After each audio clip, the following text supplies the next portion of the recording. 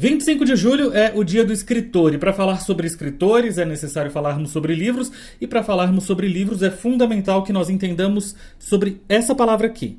Bücherverbrennung. Bücherverbrennung. Eu não me atrevo a dizer essa palavra de jeito nenhum. Eu pedi para uma amiga minha que é fera em alemão, a Samantha, me pronunciar essa palavra, que obviamente é em alemão, e ela significa, sabe o quê?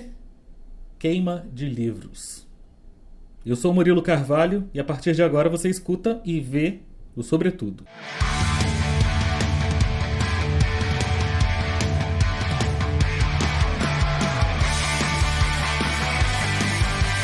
Fala, minhas cocrantes e meus cremosos, tudo bem com vossas mercês? Eu espero honestamente de todo o coração que sim. E já logo de cara você me pergunta assim: ai, nossa, Murilo, mas... Precisava pesar o rolê já logo assim de cara? Desculpa, mas... Precisa sim, e é importante. Pior do que um político mau caráter é um jovem cujas aspirações são se tornar um político mau caráter. Porque jovens assim têm uma mania de achar que são inteligentões, são geniais o suficiente para tomarem atitudes lacradoras, bafônicas, pretensamente heróicas, mas que de heróicas não tem absolutamente nada. E isso é algo que não parece ter mudado muito ao longo do último século, né? Porque... como a história é cíclica, tá aí os nossos jovens neopolíticos brasileiros entrando em leitos de Covid para encher o saco, fazendo uma leitura, uma releitura, uma nova leitura da juventude nazista que levou Hitler ao poder lá na década de 30 do século passado. Só que ao invés de entrar em leitos de hospitais, eles entravam em bibliotecas públicas para levar os livros para praças públicas com o auxílio das polícias e dos bombeiros e promoviam as Bücherverbrennung. Mas não se pode culpar apenas os estudantes, afinal, como eu acabei de dizer, eles tinham o apoio das forças policiais, claro, da burguesia, que pode saber que onde tem fedor, tem burguesia, afinal, a burguesia fede, e neste caso aqui, fede as cinzas de livros. Pois bem, e não é que temos exemplos bem aqui nas nossas fuças? E eu não estou falando sobre os jovens do MBL que entraram nos hospitais com leitos de Covid para, enfim, inspecionar as coisas, não. Eu estou falando sobre algo que aconteceu na nossa campanha política de 2018, agorinha. Em outubro de 2018, a campanha eleitoral estava em curso no país e livros sobre direitos humanos e história foram rasgados na biblioteca da Universidade de Brasília. E teve ainda este episódio da deputada eleita pelo PSL em Santa Catarina, nessas mesmas eleições de 2018, que incitou alunos a filmarem professores em sala de aula para que denunciassem professores que agissem como, abre aspas, doutrinadores, fecha aspas. Isso é óbvio, é um conceito dela. O detalhe é que ela própria é historiadora, ela se formou na Universidade Comunitária da região de Chapecó, e aí depois ela tentou o mestrado na Federal de Santa Catarina, mas ela não conseguiu se formar porque a tese dela era considerada inadequada à linha de pesquisa que a universidade tinha. Olha como é que era o tema da tese dela. Era virgindade e família, mudança de costumes e o papel da mulher percebido através da análise de discursos em inquéritos policiais da comarca de Chapecó, 1970 a 1988. É aquele típico caso da pessoa que ela tem uma tese e aí ela quer provar essa tese, né? Ela já cria uma tese bem pré-concebida e aí ela quer provar essa tese, então ela vai atrás de aparato, ela vai atrás de formas para provar essa tese dela.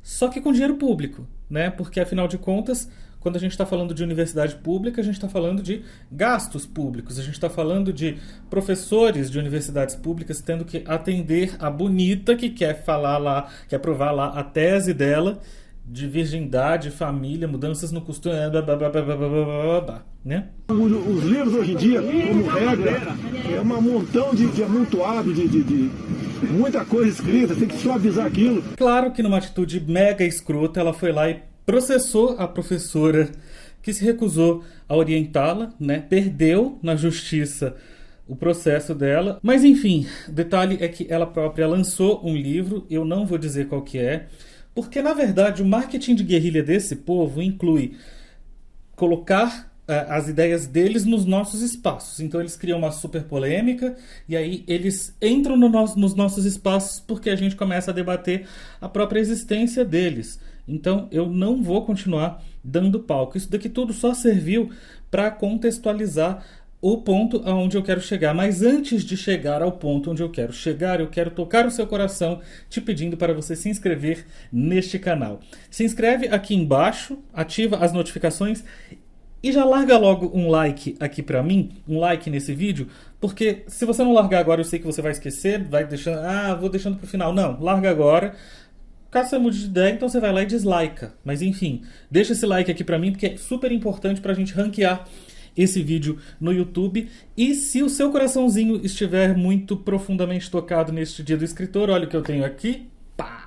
Sim, é o meu livro, o meu primeiro livro, que se chama Quando Eu Era Pequeno. Ele foi publicado pela editora Shoba, porém ele é uma autopublicação. Então eu tenho exemplares dele, é só você entrar em contato comigo aqui nos comentários ou nas minhas redes sociais todas, que eu faço a remessa deste livro para você com todo gosto, carinho e prazer. Olha, a luz estava ruim, mas agora está ficando... Aê! Ele foi inspirado neste livro aqui, do Antônio Prata, O Nu de Botas. O Antônio Prata é filho do Mário Prata, super escritor brasileiro. O Antônio Prata é outro super escritor, não só escritor, como também é roteirista e tal. Tá aqui, caso você queira, Quando Eu Era Pequeno. São contos, são coisa levinha de se ler, gostoso de estar na pandemia em casa, aquele momento de relax após o trabalho, pega, dá uma lidinha, ou então intervalo do trabalho, entre uma tarefa e outra, um contozinho, ó, sensacional.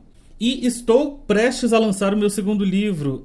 Vai se chamar Tiros na Rua Direita, este lançado pela editora Viseu, de Maringá, no Paraná. Em breve eu faço o pré-lançamento por aqui, porque a gente está ainda no finalzinho do finalzinho das revisões deste livro. Ele vai ser um romance policial e eu estou bem feliz de estar completando este processo. Vamos continuar aqui o nosso vídeo sobre o Dia do Escritor, então. Segundo a última pesquisa Retratos da Leitura no Brasil, o país perdeu 4.600.000 leitores em 4 anos, índice que foi puxado pelos mais ricos. Agora, adivinha só aonde os votos reinaram absolutos no atual mandatário do nosso país? É que desenvolvimento intelectual não tem nada a ver com riqueza, né? Que isso fique claro, e desenvolvimento intelectual sempre vai apontar no oposto ao que esses índices mostram, né? Onde mais perdeu leitores, onde mais ganhou votos. E aí, uma recente proposta do Ministério da Economia agora é taxar os livros no Brasil, com a justificativa de que livros são lidos pelos mais ricos. Dar o livro de graça para o mais frágil e para o mais pobre. E não isentar o deputado Marcelo Freixo, que pode muito bem pagar um livro. Nós não precisamos isentá-lo dele comprar o livro dele. Eu também, quando compro meu livro, eu preciso pagar meu imposto. Quer dizer, eles querem criar aqui um clima de que estamos diante de um dilema do Tostines. Tostines vende mais porque é fresquinho ou é fresquinho porque vende mais, hein?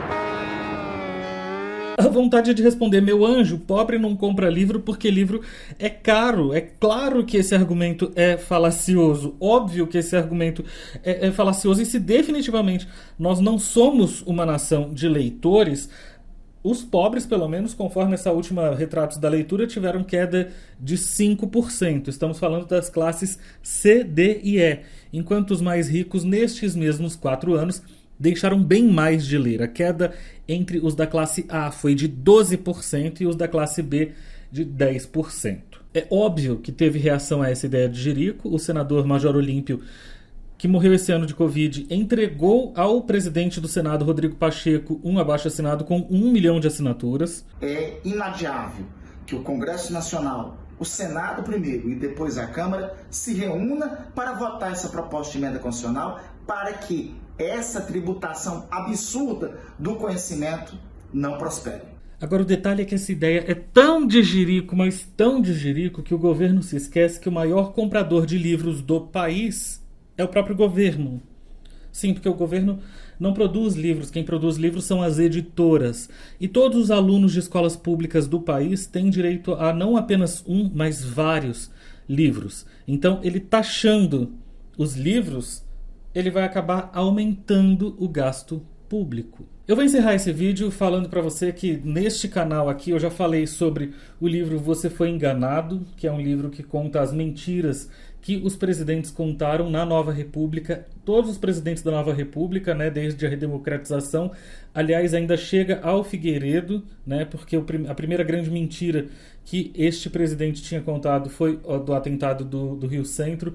Eu tenho aqui também uma resenha, entre aspas, sobre o livro Estamos Aqui. Eu tenho um vídeo que eu fiz com o meu filho, que era sobre 3 livros que falam sobre exílio. Eu tenho um outro vídeo que eu também produzi com o meu filho, que era sobre os meninos que enganavam os nazistas. Enfim, tem bastante coisa sobre leitura neste canal. E por fim, tem também um vídeo sobre as bibliotecas mais lindas do mundo. Eu vou deixar alguns desses vídeos nesta tela final que vai aparecer agora. Aproveita então para se inscrever caso você ainda não tenha feito, o que é um absurdo. É só clicar na minha carota nesta bolota e os demais conteúdos estão aí. Beijo, fui!